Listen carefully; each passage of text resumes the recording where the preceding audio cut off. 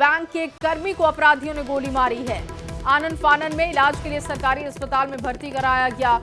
स्थिति गंभीर बताई जा रही है। लोन की वसूली करने के लिए बैंक कर्मी पहुंचा था। मौके पर पुलिस टीम पहुंची। बैरगनिया के पचटकी गांव की यह घटना बताई जा रही है। पुलिस मामले की जांच में जुटी हुई है। हर एंगल से इस मामले को खंगाला जा रहा है। दरअसल बताया जा रहा है कि बैंक कर्मी लोन की पूर्ति के लिए गया था, लोगों से लोन वसूली के लिए गया था और उसी वक्त अपराधियों ने हमला कर दिया। बंधन बैंक के कर्मी को अपराधियों ने गोली मारी है। आनन फानन में सरकारी अस्पताल में भर्ती करवाया गया। बैंक कर्मी की हालत गंभीर बताई जा रही है। राकेश रंजन ज्यादा जानकारी के साथ जुड़ चुके हैं। राकेश, कब की ये घटना है? इस वक्त बैंक कर्मी की स्थिति क्या है और इस मामले में अपडेट अभी पुलिस के पास क्या है? जी, मैं आपको बता दूं कि सीतामढ़ी के बरगिनिया थाना क्षेत्र के पचटक्की यदू गांव की यह घटना है। जो बैंक कर्मी, बंधन बैंक का बैंक कर्मी था, जो लोन की वसूली करने इलाके में गया हुआ था और वहीं पर अपराधियों ने इसे गोली मार दी और गंभीर स्थिति में इसे स्थानीय जो सरकारी प्राथमिक स्वास्थ्य केंद्र है वहां भर्ती कराया गया है। लेकिन स्थिति गंभीर होते देख उसे सीतामढ़ी के निजी नर्सिंग होम में इलाज के लिए भर्ती रेफर कर दिया गया है। तो स्थिति कहा जा सकता है कि जो बैंक कर्मी है जिसको गोली लगी है उसकी स्थिति काफी नाजुक है। हालांकि चिकित्सक उसके इलाज में अब लगे हुए हैं। जी, और क्या कोई जानकारी मिली है ये अपराधी कौन थे जिन्होंने गोली मारी है? पहले से कोई विवाद था? देखिए, अभी मौके पर पुलिस पहुंची है, पूरे मामले की जांच में लगातार जुटी हुई है और अभी तक यह पता नहीं चला है कि हमलावर कौन थे और किस कारण से इनको गोली का निशाना बनाया गया है। तो पुलिस पूरे मामले की जांच कर रही है। और मैं आपको बता दूं कि हाल के दिनों में सीतामढ़ी जिले में आपराधिक घटनाओं में लगातार बढ़ोतरी हुई है और प्रत्येक दिन कहीं ना कहीं गोलीबारी की लगातार घटनाएं हो रही है और कोई ना कोई शख्स गोली का लगातार शिकार हो रहा है। तो कहा जा सकता है कि जो आम लोग हैं उनमें दहशत का भावना उत्पन्न हो चुका है, क्योंकि लगातार आपराधिक वारदात है उसमें बढ़ोतरी अचानक से आ गई है। जी, बहुत शुक्रिया राकेश तमाम जानकारी के लिए। तो देखिए, अभी तक जानकारी ये नहीं है कि क्या पहले से कोई विवाद था बैंक कर्मी का अपराधियों के साथ, लेकिन बैंक कर्मी की हालत अब गंभीर बताई जा रही है। निजी नर्सिंग होम में भर्ती कराया गया है। लोन वसूली के लिए बैंक कर्मी पहुंचा था और उसी वक्त उस पर हमला कर दिया गया। और आगे बढ़ते हुए आपको एक और बड़ी खबर दे, छपरा से ये बड़ी खबर, जहां पोखर में डूबने से 4 बच्चों की मौत की खबर। गरखा के फुर्सतपुर की ये घटना बताई जा रही है। शवों की तलाश में गोताखोर जुटे हुए हैं और संतोष ज्यादा जानकारी के साथ जुड़ चुके हैं। संतोष, कब की ये घटना है और अभी क्या अपडेट है खबर पर? देखिए, ये घटना 10 बजे के आसपास थी जब बच्चे नहाने गए थे पोखर में और अचानक वो गहरे पानी में चले गए, क्योंकि बरसात के कारण पोखर पूरी तरह से लबालब डूबा हुआ था।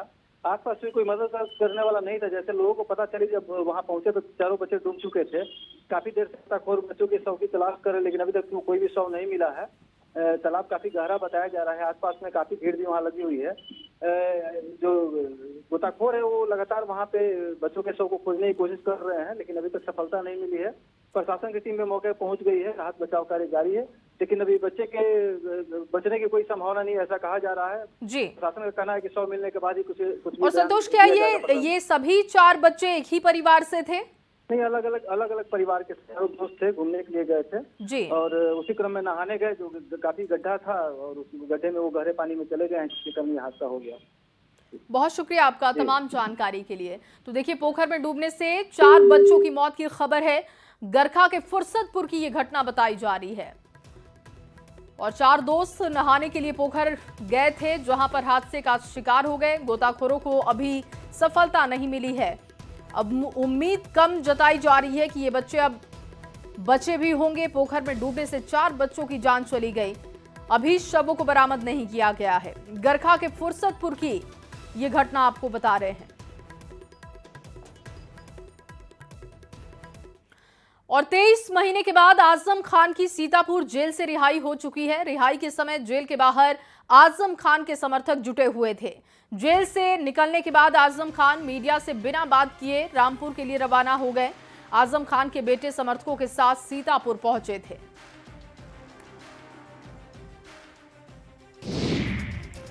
और यूपी के नोएडा के स्कूल में छात्रा की मौत का मामला गरमाने लगा है। बेटी की मौत के 2 हफ्ते के बाद मां तृप्ता शर्मा ने एक भावुक वीडियो जारी कर बेटी के लिए न्याय की गुहार लगाई है। बच्ची की मौत के बाद परिवार स्कूल प्रशासन पर लापरवाही का आरोप लगा रहा है। स्कूल के मुताबिक टीचर्स डे के कार्यक्रम के दौरान बच्ची की मौत हो गई थी। परिवार स्कूल प्रबंधन पर लापरवाही के आरोप लगा रहा है। मां का आरोप है कि बच्ची को सही समय पर स्कूल की तरफ से इलाज नहीं दिया गया और इसी वजह से उनकी बच्ची की जान गई है। परिजनों की शिकायत पर पुलिस ने इस पूरे मामले की जांच शुरू की है। देखिए, नोएडा में छात्रा की मौत के मामले में खुलासा हुआ। तनिष्का की पोस्टमार्टम रिपोर्ट से खुलासा हुआ है कि बच्ची की ब्रेन हेमरेज की वजह से मौत हुई है। बच्ची के दिमाग में खून के थक्के मिले हैं। जो उसकी मेडिकल रिपोर्ट आई है उससे ये बात साफ हुई है। अगली खबर मोतिहारी से ये बड़ी खबर, जहां सूडान का नागरिक गिरफ्तार किया गया। भारत नेपाल सीमा पर यह गिरफ्तारी की गई है। मुर्तजा कमल हामिद गिरफ्तार किया गया। इमिग्रेशन विभाग ने इसे गिरफ्तार किया है। 2018 में स्टूडेंट वीजा पर यह भारत आया था। 2022 में ही खत्म हो चुका है इसका वीजा और स्टूडेंट वीजा पर यह हैदराबाद आया था। 3 साल से अवैध रूप से ये भारत में रह रहा था। 3 साल से छिप रहा था ये और अब देखिए इसकी गिरफ्तारी की गई है। इस वक्त की एक और बड़ी खबर आपके सामने, मंत्री संतोष सिंह का बड़ा बयान सामने आया है। बिहार में कांग्रेस की हैसियत नहीं। कांग्रेस को लेकर बड़ा बयान संतोष सिंह का। बिहार में कांग्रेस की हैसियत नहीं है। कांग्रेस एक भी सीट जीती तो इस्तीफा दूंगा, ये बड़ा दावा उन्होंने किया और राजनीति से संन्यास भी लूंगा। या सीडब्ल्यूसी की जो मीटिंग कर रहे हैं उससे कोई फायदा नहीं होने वाला है। ये सब जानता है कि लालू जी से अगर इनका हिम्मत है तो जरा अकेले लड़के दिखा दें। सीडब्ल्यूसी की मीटिंग कर रहे हैं, जरा हिम्मत है तो अकेले लड़के दिखा दें। अगर एक भी सीट बिहार में जीतेंगे तो उस दिन मैं रिजाइन कर दूंगा राजनीति से। मतलब फिर से बताइए, आपने जो दावा किया वो दावा सिर्फ सियासी दावा है कि हकीकत भी? बिल्कुल, मैं पूरे जिम्मेवारी के साथ कह रहा हूं कि राहुल गांधी अपनी पार्टी को अकेले लड़ाएं। अगर एक सीट दे देंगे उसी दिन मैं अपने पद से भी और राजनीतिक कैरियर से इस्तीफा दे दूंगा। और वहीं बीजेपी के राष्ट्रीय प्रवक्ता शहनवाज हुसैन ने पटना में होने जा रही कांग्रेस वर्किंग कमेटी की बैठक पर निशाना साधा। शहनवाज ने कहा कि जिस तरीके से दिल्ली में कांग्रेस की जीरो पर आउट किया, हमने जैसे कांग्रेस को जीरो पर आउट किया, वैसे ही बिहार में भी कांग्रेस को जीरो मिलेगा। उन्होंने कहा कि कांग्रेस बिहार में आरजेडी पर दबाव बना रही है। दिल्ली में होती थी, दिल्ली में मिला था जीरो, अब हो रही पटना, बिहार में भी मिलेगा कांग्रेस को जीरो। ये जो कांग्रेस पार्टी है इस बार यहाँ मैच खेलने उतरी है, जीरो पे आउट करेंगे। जैसे दिल्ली में जीरो पे आउट किया और हम लोगों ने सरकार बनाई, उस तरह कांग्रेस को जीरो पे आउट करेंगे। कांग्रेस पार्टी दबाव बना रही है राजद पे, तेजस्वी यादव पर प्रेशर बनाने के लिए बैठक कर रही है पटना में। और वहीं केंद्रीय मंत्री चिराग पासवान ने कहा कि उनका विभाग स्वदेशी उत्पादों से जुड़ा है, स्वदेशी को ही बढ़ावा दे रहा है। चिराग ने कहा कि वो चाहेंगे कि विदेशी कंपनी भी आए, लेकिन वो हमारे देश में अपने उत्पाद बनाए जिसमें पसीना भारतीयों का, हमारे अपने लोगों का हो। मेरा विभाग तो स्वदेशी से जुड़ा हुआ है ही, क्योंकि एग्रीकल्चर प्रोड्यूस इंडिया में ही हो रहा है और ज़्यादा से ज़्यादा उसको लेकर इंडस्ट्रीज लगे। जब हम लोग स्वदेशी का जिक्र करते हैं, मैं ज़रूर चाहूँगा कि ये विषय स्पष्टता के साथ जनता तक पहुँचे। स्वदेशी का मतलब भारत का पसीना। हम लोग कतई ये नहीं कह रहे हैं कि भाई कोई दूसरा बाहर की कंपनी को हम लोग नहीं आने देंगे, वो आए बट यहाँ पे निवेश करें, भारत में अपनी इंडस्ट्रीज़ लगाए, भारत के लोगों को उसमें रोज़गार के अवसर मिले। पैसा किसका लग रहा है वो हम लोग का कंसर्न नहीं है, बट पसीना भारतीय का हो। इस सोच के साथ स्वदेशी की इस मुहिम को मेरी सरकार आगे बढ़ाने का कार्य करे। और वहीं मुख्यमंत्री नीतीश कुमार बेतिया में लाभुक संवाद कार्यक्रम में शामिल हुए। लाभान्वित लोगों से उन्होंने संवाद किया। सीएम जीविका की ओर से लगाए गए स्टॉल पर भी पहुंचे। समाज में सशक्त बन रही जीविका दीदियों के रोजगार का हाल जाना। और पश्चिमी हम लोग सब देखते रहे, पश्चिम चंपारण को, पूर्वी चंपारण सब जगह कितना हम लोग किए।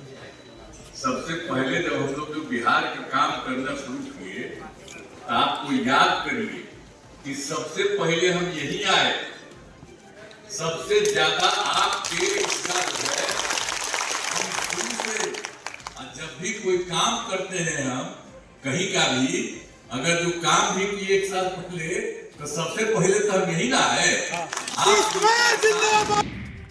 और वहीं पश्चिमी चंपारण के बाद सीएम नीतीश कुमार मोतिहारी पहुंचे, जहां उन्होंने करोड़ों की योजनाओं का शिलान्यास किया और जीविका दीदियों से संवाद किया। इस मौके पर सभी जीविका दीदियों ने सीएम नीतीश कुमार का अभिवादन भी किया। मुख्यमंत्री लाभुक संवाद कार्यक्रम के तहत होमगार्ड, ऊर्जा विभाग, उद्योग विभाग के साथ साथ विभिन्न विभागों के द्वारा दी जा रही सुविधाओं पर चर्चा की। और दानापुर से आपको बड़ी खबर बता दें, ट्रेन में चोरी का पर्दाफाश किया गया है। जीआरपी, आरपीएफ की संयुक्त कार्रवाई दिखी। चोरी के कुल 8 आरोपियों को गिरफ्तार किया गया। आरोपियों में 4 महिलाएं भी शामिल हैं। लाखों के गहने, कैश, मोबाइल बरामद किए गए इनसे और चोरी के अलग अलग मामले में एक्शन किया गया। पुलिस पटना द्वारा एक महत्वपूर्ण चोरी की घटना हुई थी, उसका उद्भेदन किया गया है। 2 व्यक्ति की गिरफ्तारी हुई है और लगभग सभी सामानों की बरामदगी भी हुई है।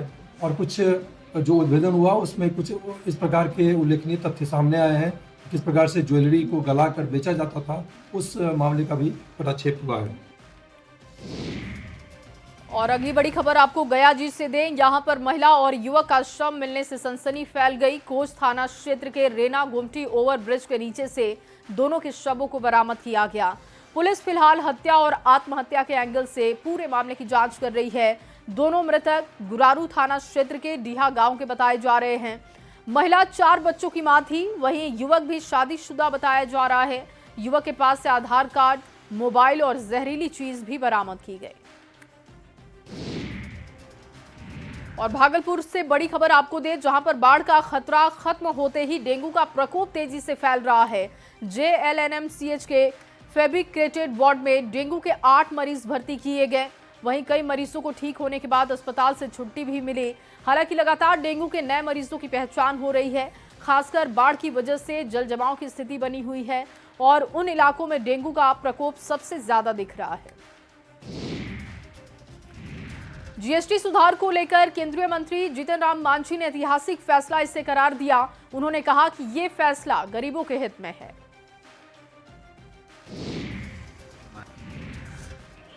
जीएसटी का जो फैसला हुआ है, ये ऐतिहासिक फैसला है, गरीबों के हित में है।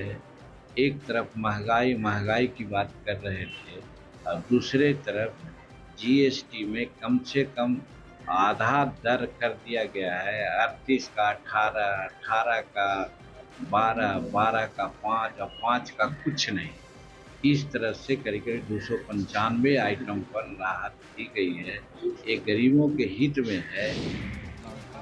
और वहीं विधानसभा अध्यक्ष नंद किशोर यादव ने पटना सिटी का दौरा किया। उन्होंने वार्ड नंबर 56 में सड़क और नाला निर्माण की योजना का शिलान्यास किया है। 7 करोड़ 20 लाख की लागत से इसका निर्माण किया जाएगा। का शुभारंभ हो रहा है।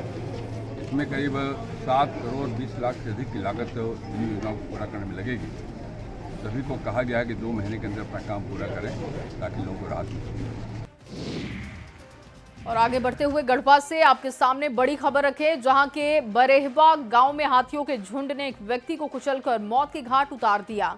जानकारी के मुताबिक मृतक बाजार से घर जा रहा था और उसी दौरान घर से थोड़ी ही दूर पर अंधेरे में हाथियों के झुंड ने उस पर हमला कर दिया, जिससे कि उसकी मौत हो गई।